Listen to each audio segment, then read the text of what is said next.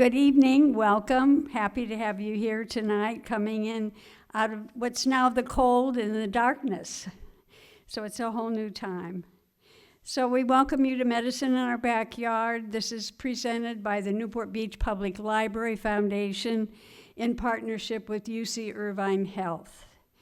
And this has been going on for more than a decade, bringing these wonderful, talented people from UCI to share their expertise with us. So we'd like to thank the initial sponsors of this, Mike and Polly Smith. They've been our sponsors since the very beginning. They've been very steadfast.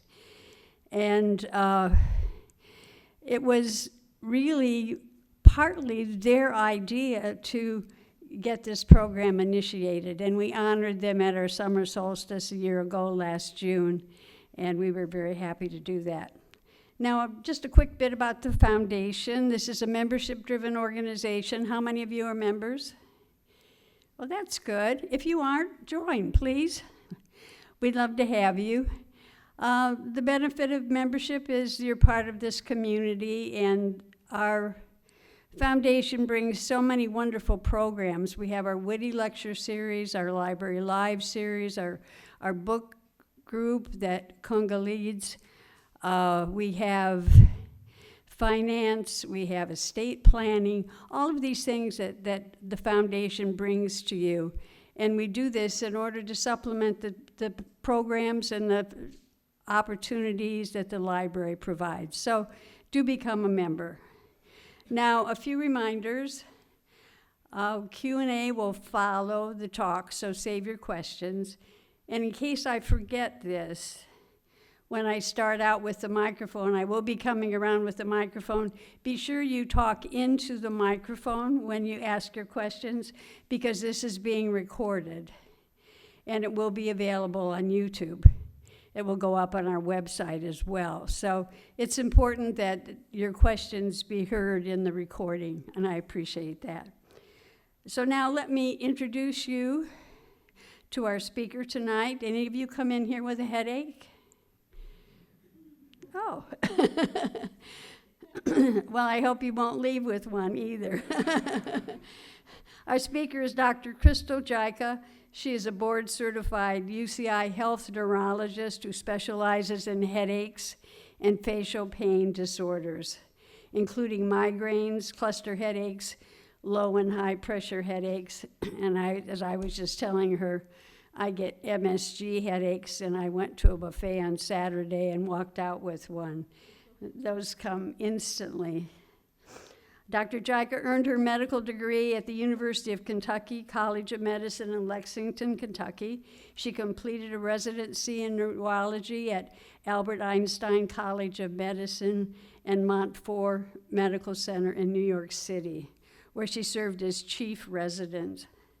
She then completed fellowship training in headache and facial pain at Newport Medical Center. So please join me in welcoming this very talented woman to our podium here tonight. Thank you.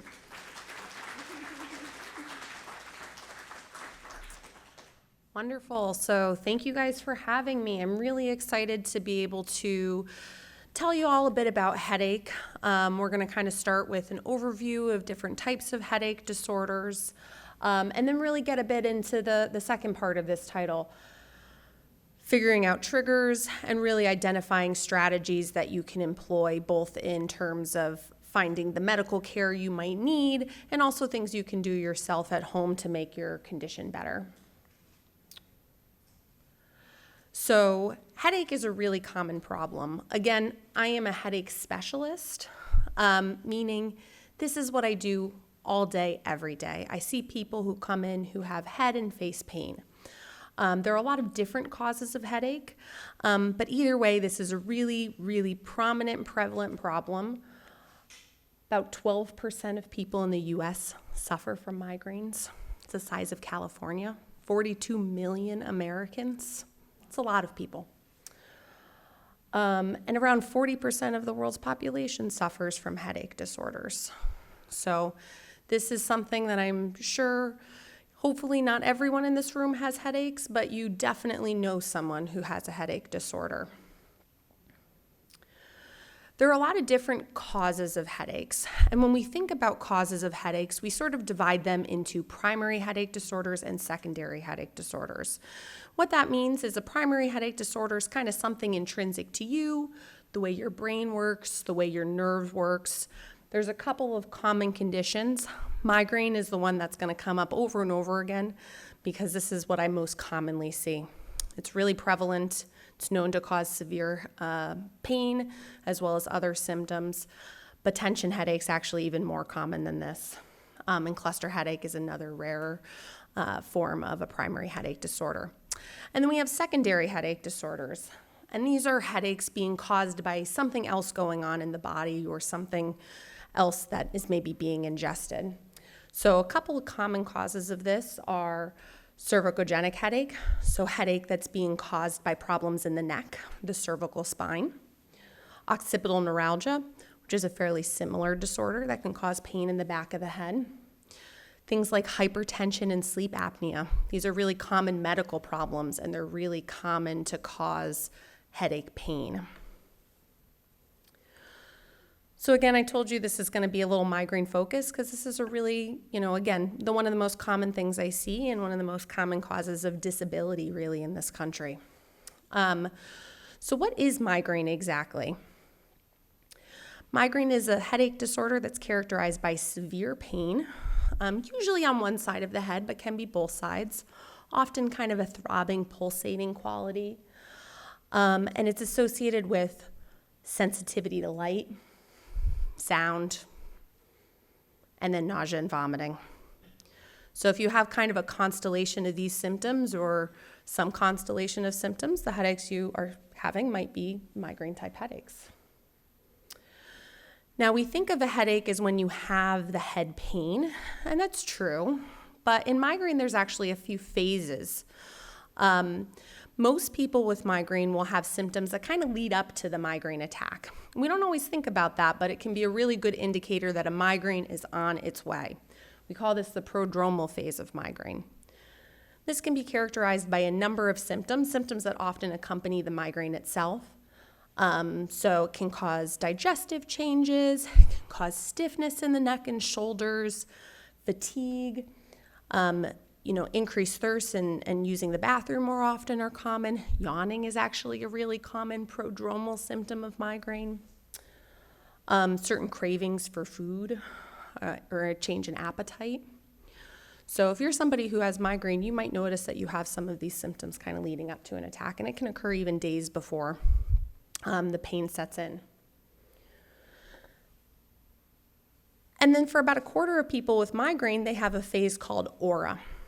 So aura is sort of an extra sensory experience that comes on right before a migraine attack.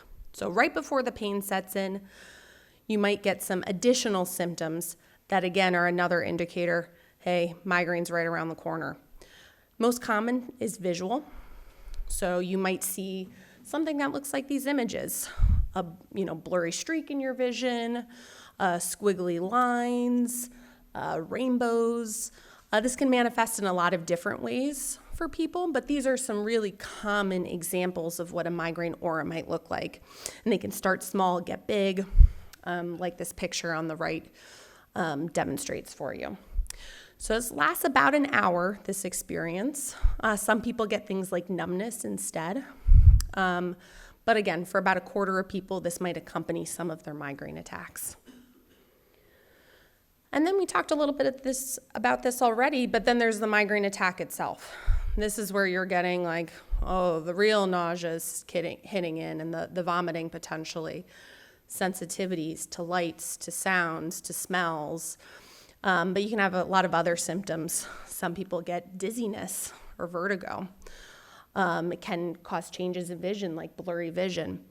You might have trouble getting words out or thinking or concentrating. Really hard to kind of do your job and continue doing the things that you're supposed to be doing. Moving around might make things worse. Usually people with migraine want to go lay down and take a nap when they feel this way. And then most people with migraine get another lovely phase that comes afterwards called the postdrome. And this is that migraine hangover. So this is when you feel really crummy. You've been, dealing with a headache for however long, and now you're kind of down, you're fatigued, you just want to rest. You just don't have the energy to do things. So most people with migraine will have a phase like this as well. So you might have a headache that only lasts 6 hours, but you could be dealing with a week of symptoms when you have a migraine attack. Now, what is a migraine? What is happening exactly? The way that I sort of think about it for myself is it's a condition where your brain and your nerves are all kind of overactive. So it's sort of an overactivity of your nervous system. Certain parts of your brain are being activated when they shouldn't be, causing pain, causing a lot of those other symptoms of migraine. And the nerves are involved too. The nerves are kind of what's causing you pain in the areas of your head where you're having it. Now, one thing I always like to mention when I talk about migraine is the idea of sinus headache. So I'm sure a lot of you have had sinus type pain before, or headaches that you've attributed to sinus infection, allergies, things like that. And while that definitely exists, we now kind of understand that sinus headaches are probably more likely to represent migraine. You can have migraine where your pain is right in the area where your sinuses are. Allergies can certainly trigger headache pain and migraine pain. Features you might think about when you're trying to differentiate, is this a migraine I'm having versus a sinus infection, are going to be things like having a fever, having discharge. You can have a runny nose with migraine or congestion with migraine, but if you're having like kind of phlegmy discharge, that might be more likely a sinus issue. So think back, if your parents maybe used to complain about sinus headaches pretty often, very possible that migraine was what you were actually dealing with. Now, like I said, tension headache's actually way more common than migraine is. Many people with migraine will also get tension type headaches. These differ in a few ways. One, they can be a little bit shorter or longer in duration. So most migraine attacks are between 4 hours and 3 days. Tension headaches can be 30 minutes, but they can be a whole week. So they can really vary in terms of how long they affect you. They tend to be on both sides of the head more so than the one side of the head, and more of a kind of squeezing, tightening sensation. And they tend to be more on the mild to moderate side of things. So people with tension headache, it's uncomfortable, but usually they kind of can push through and go about their day, versus a migraine attack. You're like, oh man, I need to, take a break from work or whatever I'm doing to go rest, take medication, and lie down. Now we're getting into some secondary headaches. So won't belabor this too much, but cervicogenic headache is another really common problem I see. This is headache that's caused from issues in kind of the neck or cervical spine. Really common for people to have arthritis or degenerative changes in the neck over time. I think I've seen in my whole career, I've seen maybe one normal image of a neck. Doesn't matter what age the person is. We all have a little bit of problems. Phones and modern life, I think, lead to that quite a bit. But some things that might clue you into this being a cervicogenic headache versus some of those other types I mentioned. Not being able to move your neck fully in all directions, or having pain triggered by moving your neck in certain positions or directions. Certainly tight muscles can cause some of that, but if there's some restriction there, that might indicate that there's, again, some changes to the neck that might be pressing upon nerves and causing pain for you.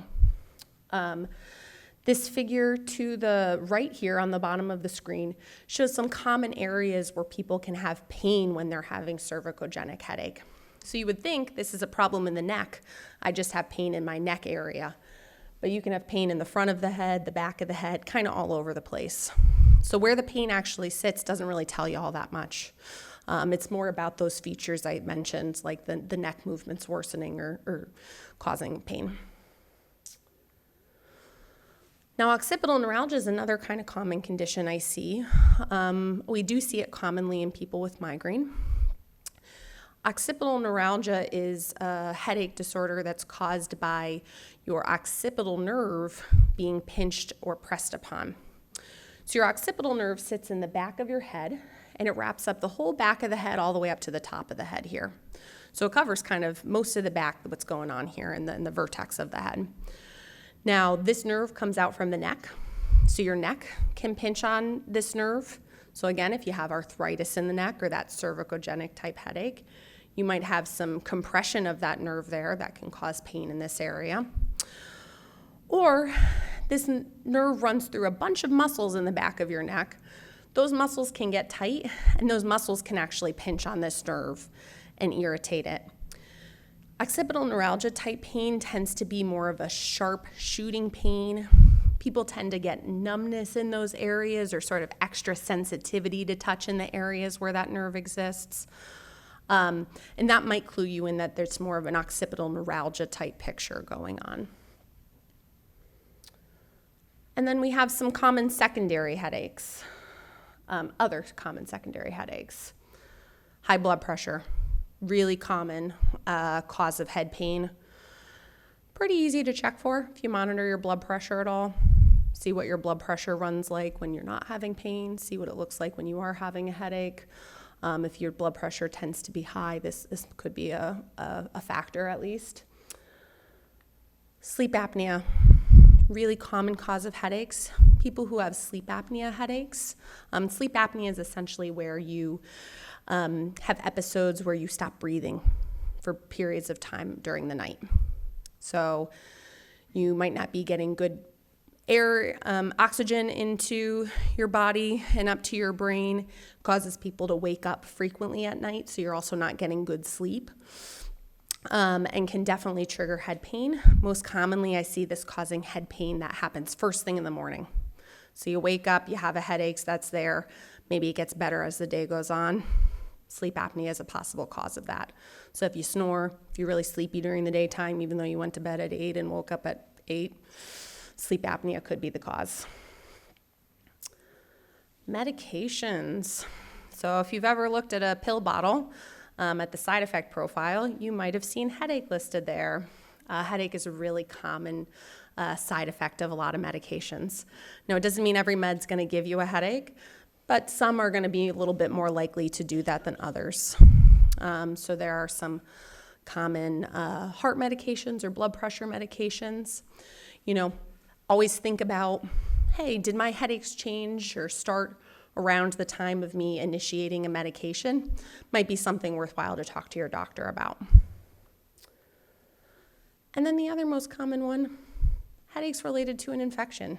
So if you're sick, headache is really common. You know, we see this is kind of the time of year, you know, colds are going around, flu, COVID, really common for headache to accompany those. So, you know, if that's something that you're going through and you're having headaches, you wouldn't be alone there. Now, when we think about those primary headache disorders, things like migraine and the tension type headache, you know, I often get asked, what's causing this? Did I do this to myself? Is it, you know, this one medicine I'm on? The answer is no. It's usually a lot of different things that come together to create migraine or tension type headache for a person. You know, migraine really common to run in families. There's definitely a genetic component here. You know, stress, both physical, mental stress can contribute. Different metabolic factors, the types of food you're ingesting can sometimes be triggering for headaches. And certain things like medications or hormones can impact your ability to develop a headache disorder. And then, like we said, medications can sometimes contribute to that as well. And head trauma. Head trauma is a really common factor that can lead to development of more chronic headache conditions like migraine. So just some general rules, you know, things that I think of as good reasons to seek out further evaluation for your headaches. So if you are having new headaches, you've never been a headache person, and all of a sudden you start having headaches, talk to your doctor. If you have a history of headaches, but they change, you know, It's okay if they move from the left to the right side sometimes, but if they change significantly in other qualities, they don't feel familiar to you, you're having new symptoms associated with them that you've never had before, good to talk to your doctor. If you have a sudden onset severe headache, so we call that like a thunderclap headache, meaning you go from no pain to worst pain of your life in seconds. That can be a sign of some other medical conditions. So that is a reason to seek more emergent attention. Visual changes. If you start to have blurry vision, double vision, especially if those are not features of your typical headache syndrome, good to get evaluated for that. Make sure there's no change in the pressure of your eye. And then really, if you have pain that's severe, it's getting in the way of your life and your ability to function, do the things you want to do. You might need a little bit of extra help with your headaches, so that would be another reason to talk to your provider. Now, things that reassure me about headaches for people. People have a long-standing history of headache.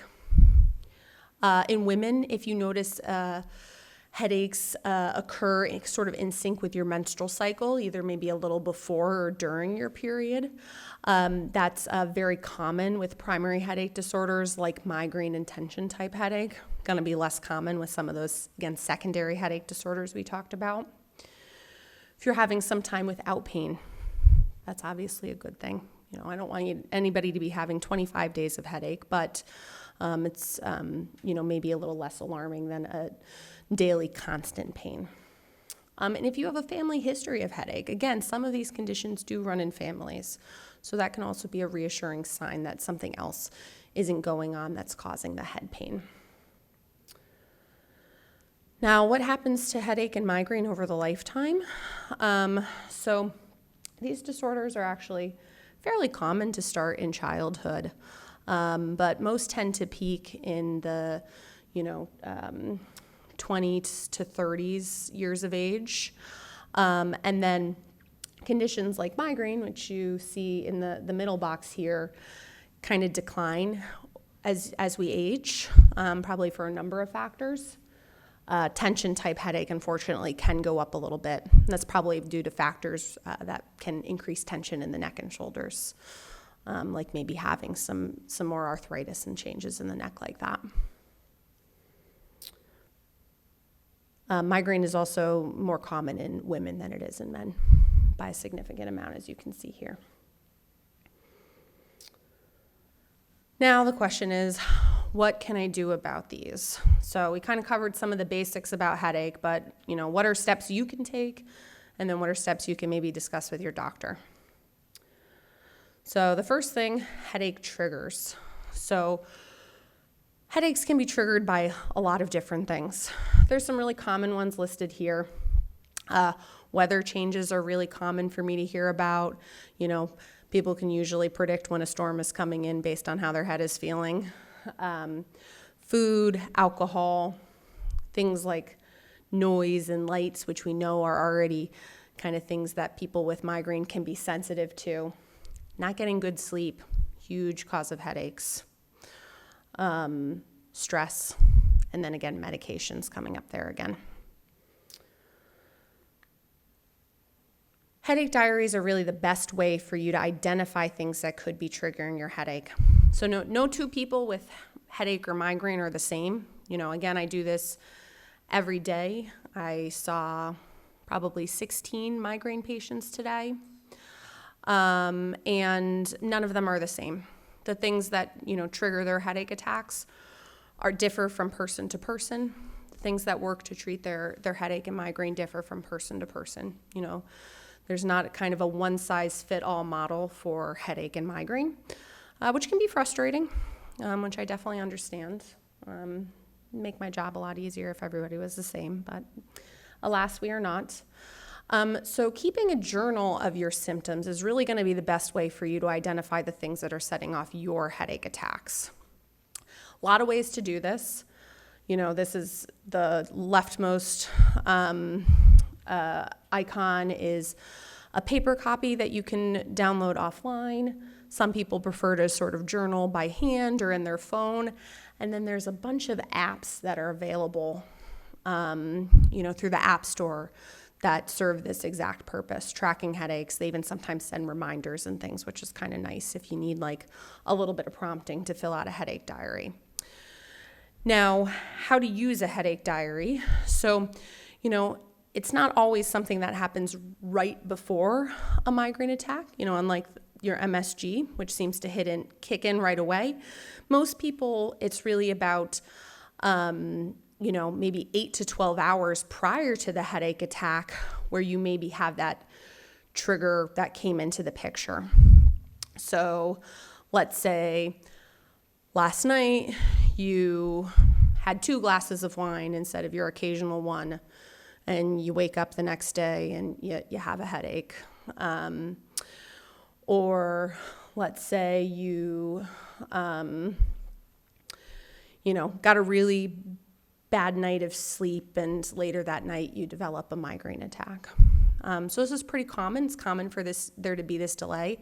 That can be tricky too. I tell people to sort of really think about what was out of the norm for you half a day before this attack set in. So you can think about maybe foods you ingested that were a little, not typical for you, different activities you might have engaged in that weren't your usual activities, and it's not just a one-off, you want to see sort of a pattern over time. But if you keep kind of good track of things, you might identify these, and that's going to enable you to better mitigate them in life. So, maybe I do need to work on my sleep. Maybe I shouldn't be staying up until midnight every night. Maybe I need to be in bed by 10. Maybe I can't have MSG. I need to avoid that as best as possible. Maybe just 1 glass of wine once a week instead of once every night. Another way that you can look at triggers is a little bit more systematic. So this is an example of how to identify food triggers, because this is, again, an easy way we can potentially be a little more systematic about this. So if you have a food that you're concerned could be contributing to your headaches, let's say chocolate is unfortunately a really common one, take that food out of your diet. See how you do for a period of time. Depending on how you're doing, you can even think about reintroducing a food like that back and noticing, hey, am I starting to get more migraine attacks again? I'm not a huge fan of full elimination diets where people get rid of, all foods in their life that they're concerned could be triggering, especially if you're not going to work on adding them back. I think food is one of life's great joys, and having a migraine already stinks. So I don't want you to miss out on good foods too. But there are some foods that can be common triggers. And again, if you can avoid those foods, that might make you a lot less prone to headache attacks, and you might be better off in the long run. So that's kind of just a basic idea of how to do this. This is also good to, potentially talk to a dietitian about, who can maybe help you do this a little more systematically. Now, one thing that I like to point out about triggers is that it's really just one thing that's kind of setting people over the edge and triggering a migraine attack. It's typically sort of a lot of things stacked up that eventually get you over this threshold to trigger a migraine attack. So let's say, you need this much to get a migraine attack, you get a bad night's sleep, you're really stressed, you eat that piece of chocolate, and boom, all of a sudden you're in migraine territory. So it wasn't necessarily the one thing that did it to you. It's potentially a few things that are kind of coming together to trigger that episode. This was when it's important to think about balancing healthy lifestyle habits, these things that we know are going to be good for you, good for your brain and nervous system, against the bad habits, the ones that are going to make you more prone to having head pain, to kind of getting you above that threshold. So what are the options for treatments? So these are kind of the main categories of treatment that we think about. There are a few that can be done on your own time or by yourself without a doctor's assistance. So it's things like lifestyle changes, there's different complementary and alternative medicine approaches, behavioral therapies. So these are great because you can do them by yourself. Then we have medications, nutraceuticals, which really means like vitamins or supplements, and neuromodulation, which are different techniques for sort of stimulating the nerves using electrical signals. These usually require at least some oversight from a medical professional. Now, when I think about lifestyle advice, which I think is the most basic place to start, and it's where all of my headache patients should be beginning, and something we talk about a lot, it's kind of all of these factors. Sleep, food, hydration, exercise, and relaxation or stress reduction. Sleep is hugely important for really all of life, your brain health in general, but certainly helpful for headache and migraine, of which it is, again, a very common trigger if you're not getting good sleep. I think some of the most basic pieces of advice I can give in this regard are setting a good routine for yourself and trying to stick to it. This is easier said than done sometimes, but if you're changing the times you're going to bed dramatically or changing the times you're waking up, it's going to be really hard to set up like a good system, a good pattern with it. Creating a healthy sleep environment. Bed should be for bed activities. Sleep, sex, that's about it. You shouldn't be eating meals in bed. You shouldn't be watching TV in bed. Really make that association with your brain and bed and sleep. Electronics, if you're getting your phone in your face, that blue light, that's going to keep you awake. That stimulates the brain. Putting those away for at least an hour before bed, reading a book. That's my go-to technique. I'll try to read a medical article. That puts me to sleep right away. Avoiding eating heavy meals right before bed. Avoid drinking lots of water before bed. It's good to stay hydrated. That's really important. But if you're, chugging glasses of water before you go to bed, you're just going to wake up in an hour and have to use the bathroom. So that keeps people up. And then things like exercise and stress reduction, those are going to be things that actually help to keep you on a good sleep regimen as well. If you exercise during the day, I think most people would say that they tend to get good sleep at night.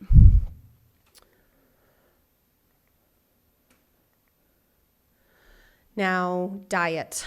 So if this is Amazon, if I type in headache diet, migraine diet, page after page after page. Everybody's got the secret cure for you. Everybody knows exactly what to do to make your headaches better. That is false. There have been a number of different diets studied for migraine. Many have evidence for being helpful, but they're drastically different diets. A keto diet is much different than a, Mediterranean diet. They all differ, and there's not one that's kind of pulled ahead and had better evidence and shown to be more beneficial for migraine. So my recommendation is a heart-healthy diet, limiting processed foods, getting good, fresh fruits and vegetables, whole grains, healthy proteins. This is, I think, as complicated as we probably need to get until we have better research that tells us, again, one is much healthier than the other. This is a type of advice that I give my patients. And it doesn't have to be crazy things. You don't have to overhaul your whole diet. You can make simple changes. Again, instead of canned, go with fresh fruits and vegetables.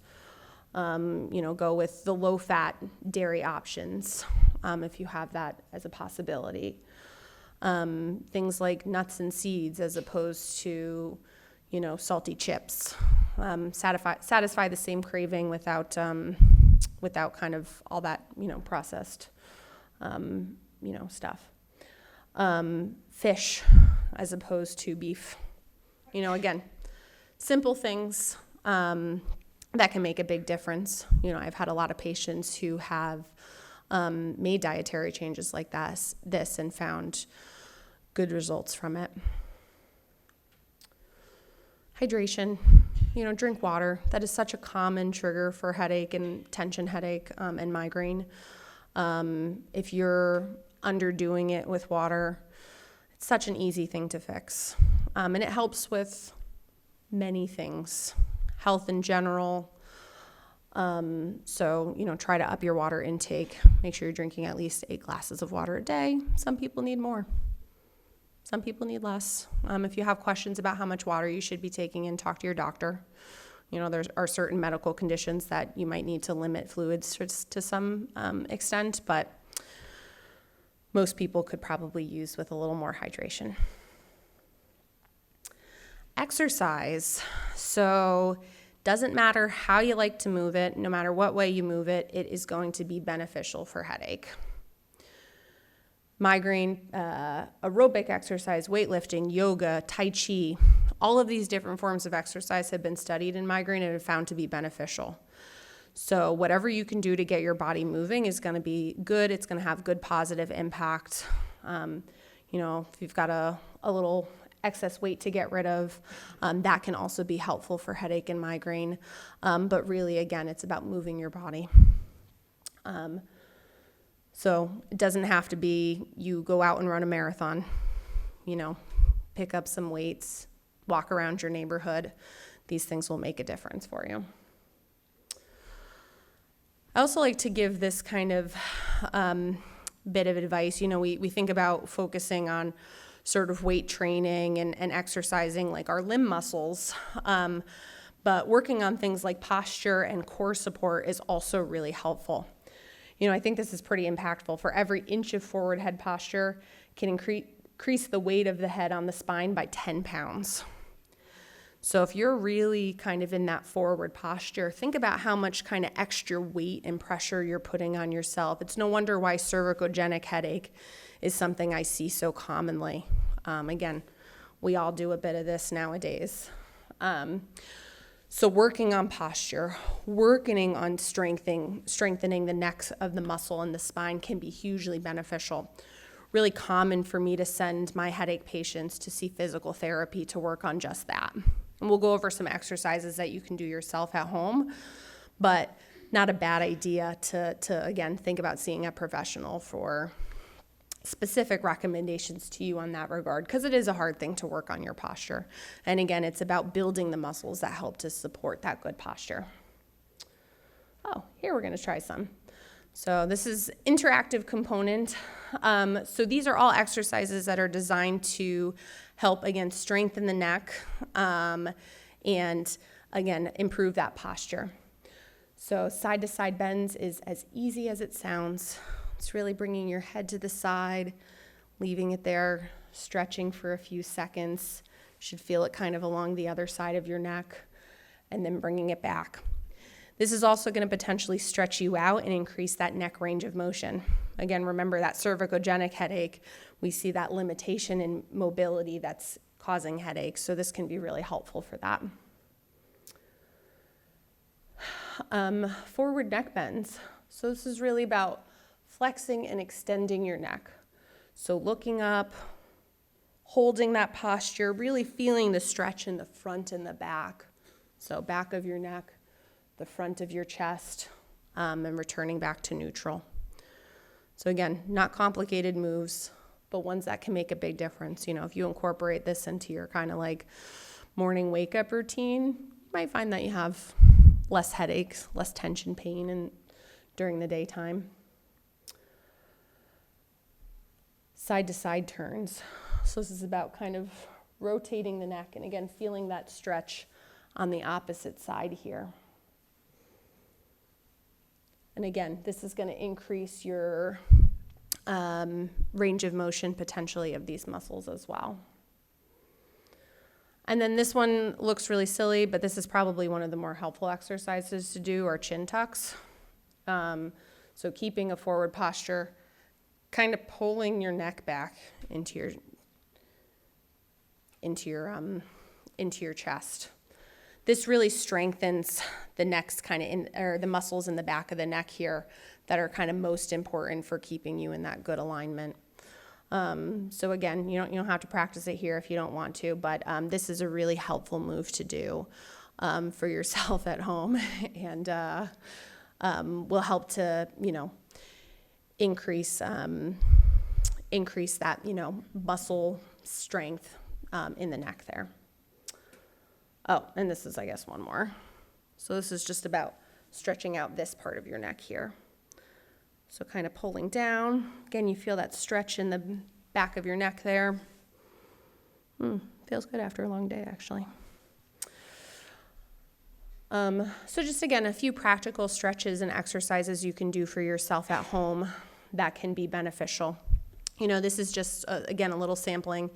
If this is something that you feel like might provide good benefit for you, again, seeing a physical therapist can sometimes be really helpful because they'll walk you through these exercises. They'll look at your specific anatomy and see what moves you might need to work on to really strengthen here.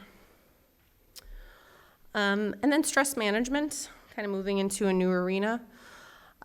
This is so much easier said than done, I feel like I get the eye roll every time I tell my patients to manage their stress better, which I get. I would eye roll too. But there are things you can do. Again, we're talking about exercise. Exercise is a huge way to, blow off steam, create natural endorphins that give you a positive mood, help you get through the day. Yoga can be very calming, relaxing. And then there are a lot of mindfulness and meditation techniques that can be utilized. Things like, deep breathing. Again, deep breathing doesn't have to take a lot of time. You take 5 seconds to take a few deep breaths in and out. You'd be amazed at how much better you feel after that point in time. Progressive muscle relaxation. This is a technique where you sort of focus on relaxing your body muscle by muscle. So I want to leave good time for questions, but sometimes I like to guide people through an exercise for this. I think I have a slide coming up with some resources that you can go to find exercises like this that can walk you through, again, relaxing certain parts of your body, taking deep, calming breath, and visualization, which is another sort of mindfulness meditation practice that can be really helpful for headache and migraine. Imagine you're in a open meadow with flowers and a stream to your left, and just a way to kind of take your brain away from the moment and really refocus yourself. So I'm not sure if people here are interested or do any form of meditation or mindfulness on their own, but there's actually a lot of scientific evidence for these practices. In the headache space in particular, this is something that we found particularly helpful for helping with headache and migraine pain. So it's not just, a bunch of, kind of hippie mojo jojo. This is, has real scientific backing and can be really, really beneficial if you are somebody who has really chronic pain of any type. So let me see if I can, I don't know if anybody wants to take a picture of this, but there are I think you'll get the slides for this afterwards as well. There are a number of websites on the left that have free resources for different mindfulness techniques. A lot of them are different audio clips and things you can listen to that will kind of walk you through some of these exercises, which is probably one of the nicer ways to go about it. The figures on the right are different apps that also have mindfulness and meditation-based exercises and practices that you can look up. Calm and Headspace, I think there's a basic form. They might cost a little bit of money to get the full version of it, although they have trials and things. And then the middle app is a UCLA mindful app, and that one's free from what I recall. So easy thing to do. Doesn't have to be, an hour of your day. It can be 2 minutes. I saw a patient today who we talked about just that. She takes 4 to 5 minutes for herself in the morning. She's a busy mom. She's got a couple kids. She's got a really high pressure job. And she takes just a couple minutes for herself every day. And she's like, I notice a difference with it. If I don't do it, I feel a lot worse. Which leads me to think it makes her feel a lot better. This is, we're getting near the end here, but this is, acupressure. So acupuncture is a great therapy to consider if you're interested in sort of alternative medicine strategies, and there is evidence in acupuncture being helpful in headache and migraine. So again, this is scientifically backed. Acupressure, though, is something you can do yourself. So there are certain pressure points on the body that can help to ease head pain. I think the more common ones are kind of the first on the left, the joining the valley, kind of just pinching that space in between your index finger and thumb. The third eye point, so kind of pressing here, tapping here. And then, some of the kind of facial points here. Again, if this is something you're interested in, there are, acupuncturists who will go over acupressure with you as well, and you might find acupuncture beneficial. Now, supplements. There are a couple of supplements that have good evidence in headache and migraine. The ones that have probably the most evidence are the 3 that I've listed up here. So magnesium, really beneficial, particularly for people with migraine with aura. So if you get some of those extra visual or sensory symptoms right before a migraine attack, magnesium has some particular evidence in preventing those. It's about 400 milligrams a day. Magnesium can cause a little bit of GI upset or diarrhea. So there's a form, magnesium glycinate, that tends to cause a little less of that. The other thing I'll sometimes say is split it into twice-a-day dosing instead of once a day. That usually helps to offset some of those GI side effects. Riboflavin is vitamin B2. Very well tolerated. Really, it's only going to make your urine dark yellow, just the extra vitamin you're peeing out. But you need a lot higher of dose of it than what's probably in your multivitamin. So it's a 400 milligram dose that seems to be helpful for that based on the research that's out there. And then coenzyme Q10, which can be used for other things as well. And that's around 150 milligrams twice a day. Also pretty well tolerated. Can also cause some GI upset.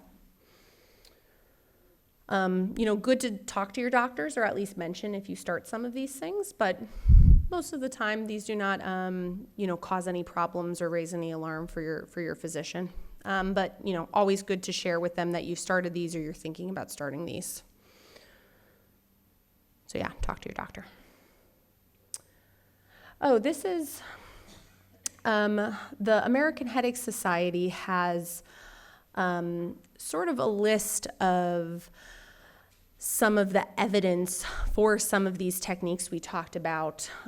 Things like, the supplements, sleep, exercise, different behavioral therapies, acupuncture. So they have, if you click this QR code, it will take you to the website. And then if you click those links that are under introduction there, it'll take you to pages that have a little bit more information about each of these. And these are all, again, scientifically backed. You'll see, the articles there that support the evidence that exists. But again, these are all things that you can do on your own or can use to spur a conversation with your physician, if interested. Now, let's talk about what you might be seeing a doctor for. So there's, if you feel like you have made it sort of as far as you can with your headache care on your own, but you're still having headaches more frequently than you would like, they're interfering with your life, or any of those other things we talked about in that red flag section, that might be the time to start to talk to your doctor about what pharmacologic options are available to you. Now, when we treat headache, there's kind of two broad categories of treatment we talk about. One is acute therapy, meaning something you take when you have pain to get rid of it. The other is prevention.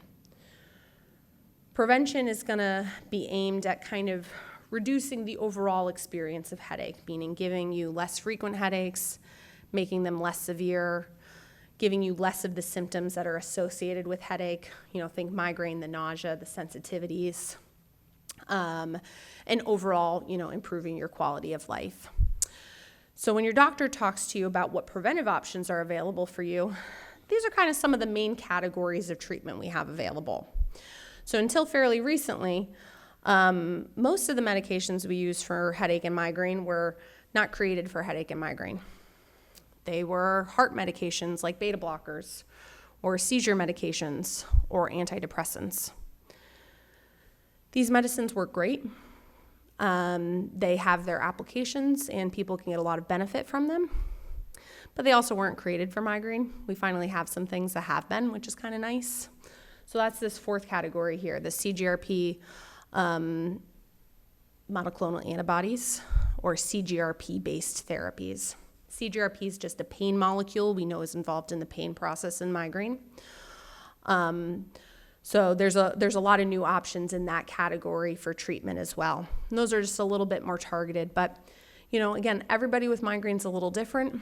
Some respond better to a seizure medication than they do to the newer therapies that are out. So, talk to your doctor, make sure you understand what the possible side effects of the medication are, but also keep an open mind. Again, this is not a one-size-fits-all treatment strategy. Everybody with headache and migraine's a little different. It's a bit of educated trial and error. So really, kind of starting things, thinking about what you're starting, and doing it in a strategy that's going to be the most beneficial and minimize risk. So usually starting low doses, increasing slowly over time, really giving yourself a chance to acclimate. And then if you're somebody who has more headache days, 15 or more migraine days in a month, Botox might be an option for you. Botox also not created for migraine, but is a very effective treatment option for migraine. That doesn't involve a lot of injections around the head and neck. Not uncommon for insurance to want you to try some of the oral medicines before you make your way to Botox. But Botox is, again, another very effective strategy, one with very few side effects. So again, if you kind of fall into that more frequent headache category, then it might be something worth talking to your doctor about, making sure you can see a neurologist who can get that done for you. Oh, well, I'm sorry, this didn't show up very well, but we basically talked about this. The goal of prevention is that it should be making headaches less frequent, less intense, less severe, making you function better, causing less disability, and getting rid of some of those other nasty, symptoms that you get along with the head pain, making it so you don't need to treat with acute medications quite as frequently. And then again, this is we sometimes have to kind of make our way through a few duds before we find the right thing. I hope one day that we have more precise ways of knowing what meds are going to work for a person. But again, this is all about collaborating with your doctor. You making sure that you voice your concerns and what you are interested in, and they should be listening to you and trying to make decisions that fit within that, or telling you why they might think a little differently. And then we have acute therapy. So these are things you take when you have pain to get rid of it. So there's anti-inflammatory medications, things like your over-the-counter, ibuprofen, aspirin, Tylenol. And then we have more migraine-specific therapies, things like triptans, which were created for migraine. They've been out for a while now and work well.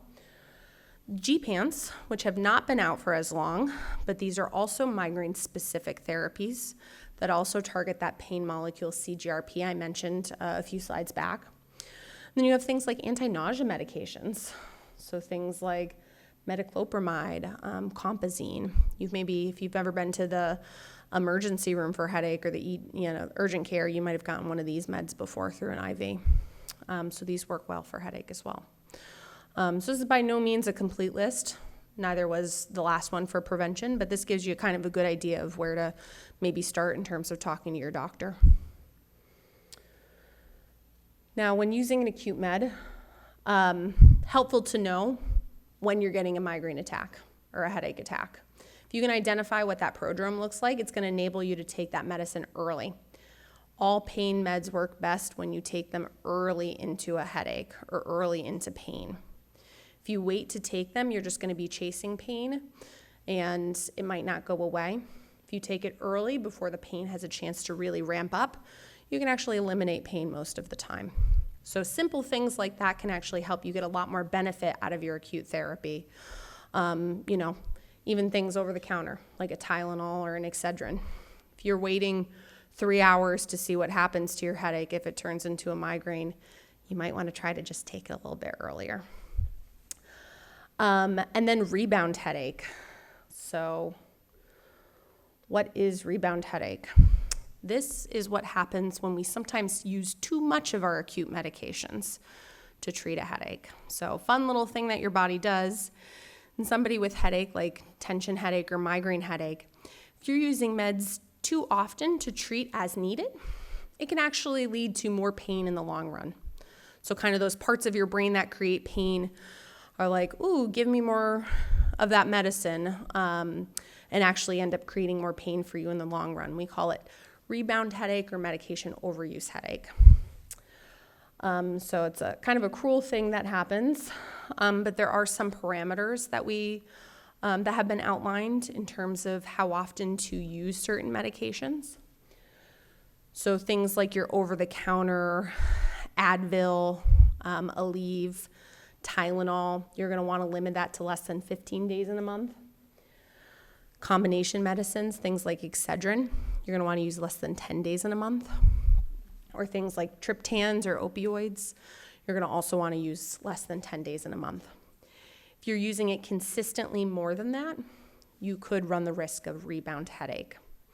Now, what I generally tell people is if you're having headaches more days than this, if you're needing more acute medications than what these parameters allow, you should be talking to your doctor about other treatment options, other preventive options to kind of bring everything down so you're not needing to take acute medications as often.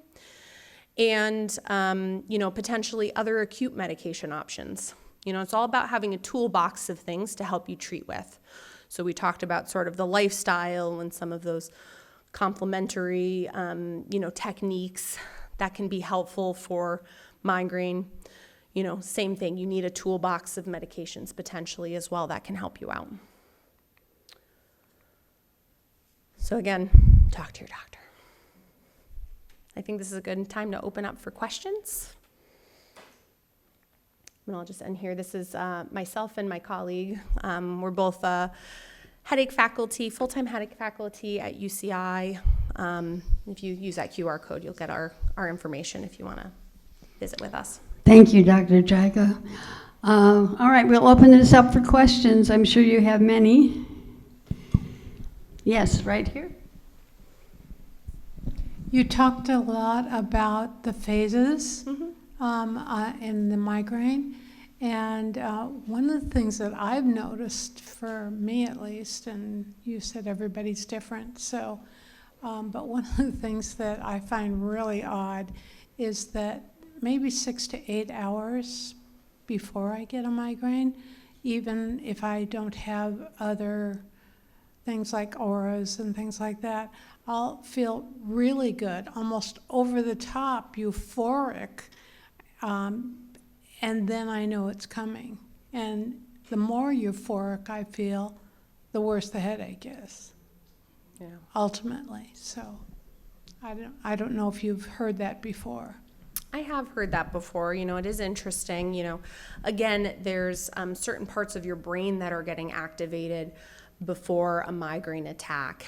And depending on the parts of the brain that are activated, it can lead to certain symptoms. So mood changes is one. We usually think of, migraine, you're going to be irritable. But for some people, it creates sort of exactly the opposite. They feel really good. And then the pain hits. Yeah. Okay, I have two questions. The first one is, there's something called a toxic headache where it's in the middle of your forehead. Have you heard of that? And then the second question is, what is complex migraines all about? They seem to be much more severe. So I'm not sure exactly what is meant by toxic headache. There's nothing in our sort of headache definitions about a toxic headache per se. So I would need to know more specifics about what that might specifically entail. This is a really common location for pain for a lot of different headache disorders, both primary and secondary. So I'm not quite sure about that. Complex migraines is kind of a term that is used to entail migraine with certain types of aura features. So most commonly when people use the term complex migraine, which again it's not part of our sort of classification system for migraine. It's sort of I'll call it a little bit of an outdated term that doctors use all the time still, which happens.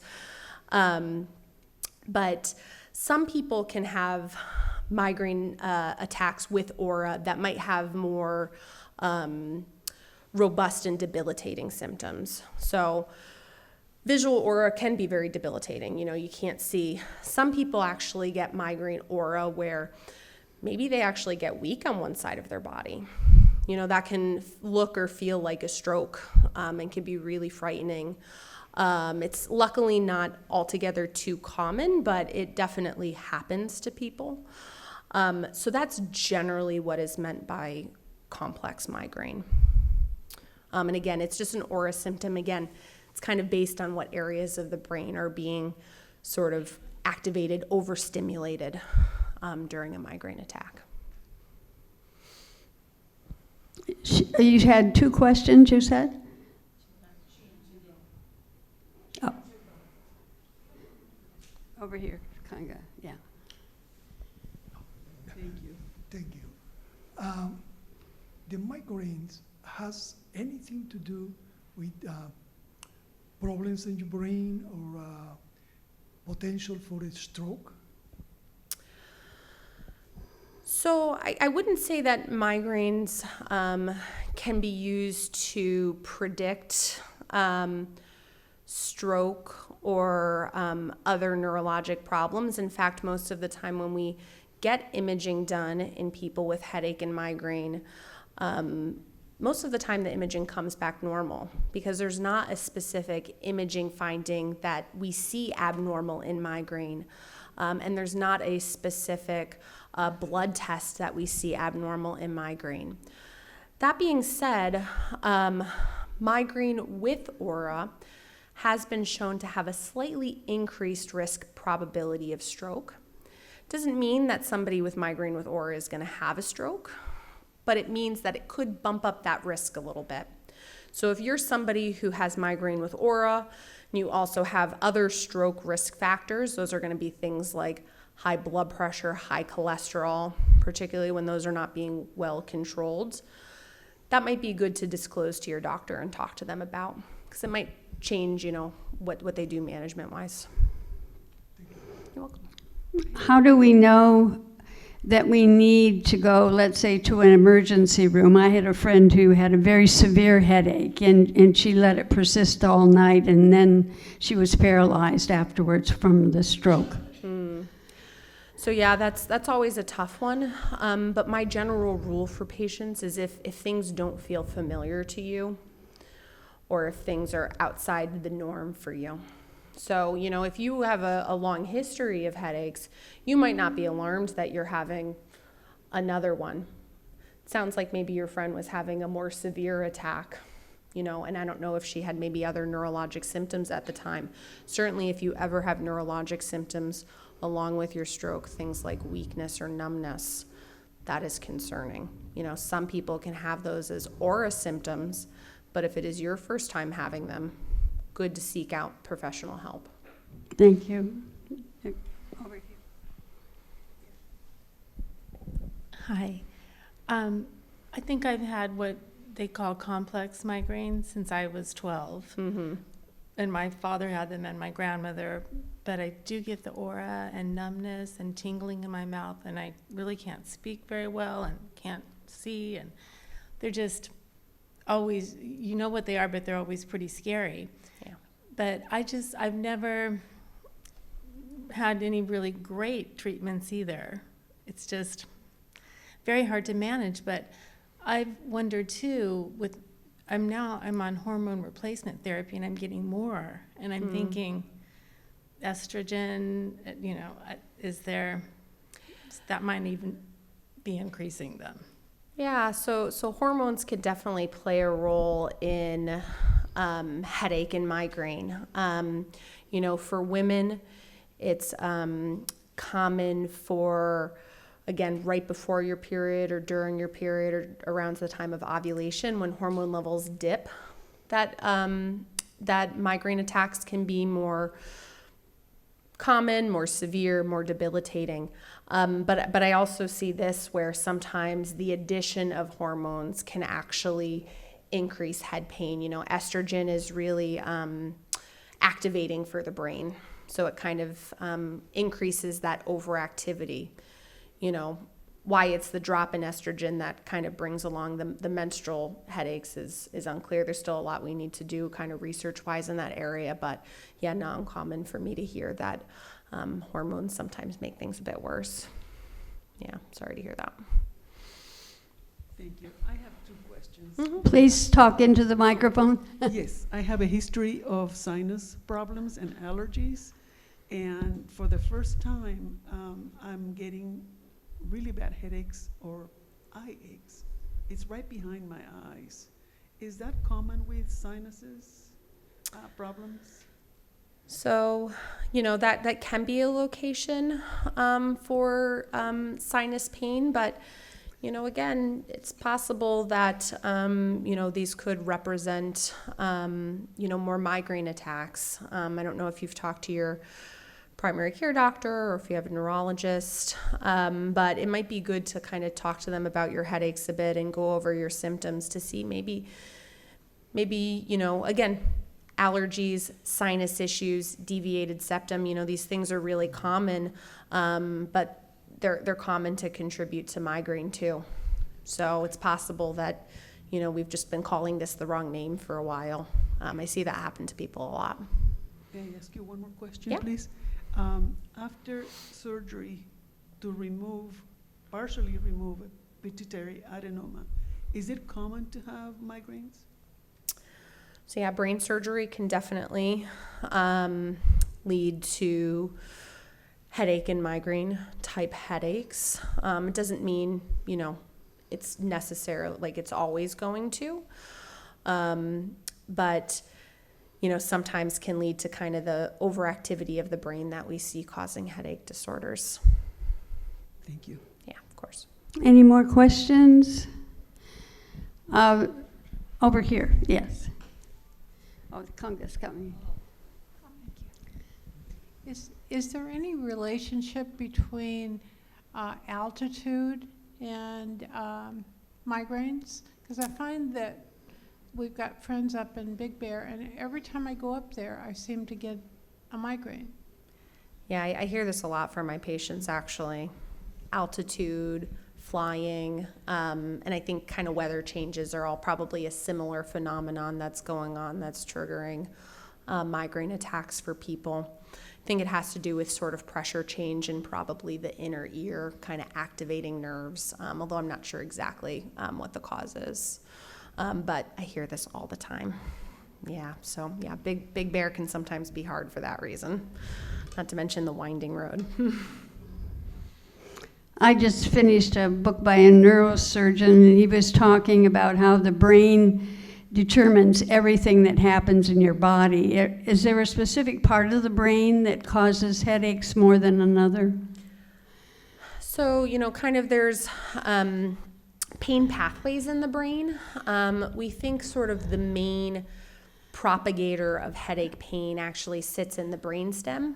And that's because that's where your nerves, so outside of the kind of central nervous system, come in and join your central nervous system, so your brain. So it's sort of the meeting point of, nerves and the brain is in the brain stem. But there's a number of different structures in the brain that can be involved, from sort of the cortex of your brain, your thalamus, which does all the sensory processing. So yeah. Okay, well, thank you very much. Just one final comment. I was telling Dr. Troika before, my mother used to get migraines, and she called them the blind staggers. And I think that's such a perfect description of the symptoms you have when you know that a migraine is coming on. So thank you so much for being with us tonight, and we really appreciate it. This presentation will be on our website, and you can refer your friends to it. We will be back together the last Monday of January, and we will be looking at alternative medicine. So in the meantime, have a wonderful holiday, and we look forward to seeing you in 2025.